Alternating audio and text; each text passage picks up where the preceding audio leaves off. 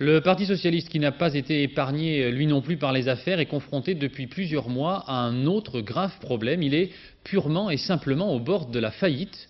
Une situation sans précédent depuis sa création. Et vous allez le voir, l'argent manque à tous les niveaux. Enquête de Jeff Wittenberg et André Germain. Les symptômes d'une crise financière. Comme ici, dans leur fédération de Seine-et-Marne, les socialistes gèrent le déclin du militantisme et des soutiens.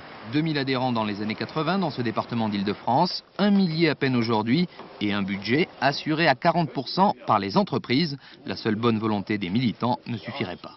L'exemple d'un instituteur qui va gagner par exemple 10 000 francs par mois. Quand le Parti socialiste lui aura demandé 1 000 francs ou 2 000 francs de cotisation dans une année, c'est énorme pour lui. Mais ceci dit, c'est pas avec ça qu'on peut arriver à financer la vie politique et les campagnes électorales.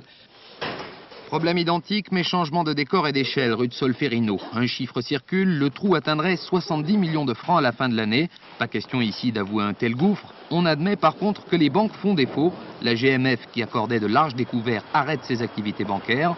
Alors faillite ou chiffre exagéré, question. Ils sont exagérés parce qu'on n'en est pas là quand même.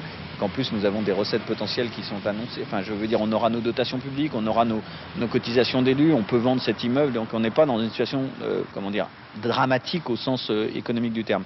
C'est une situation préoccupante qui ne peut pas durer. En fait, l'équation est simple, 250 députés avant les législatives, 50 aujourd'hui. Indexé à ce résultat, la dotation publique, les fonds versés par l'État suivent le mouvement. Mais le train de vie du parti, lui, s'est maintenu. Congrès à répétition, assise de la transformation sociale, la fête de la fraternité l'été dernier a coûté 10 millions à elle seule. Peut-être nous avons trop sacrifié à l'événement politique. Un congrès par an, c'est beaucoup. Quant à la fête, c'était une grande réussite, mais en même temps, je crois qu'il était financièrement difficile à assumer par le parti dans la situation qui était la sienne. Maintenant, nous en payons le prix. Détail de la facture, aujourd'hui la parution publique de l'hebdo du PS est suspendue, un quart des salariés permanents ont dû être reclassés et l'hôtel particulier de la rue de Solferino cherche un acquéreur.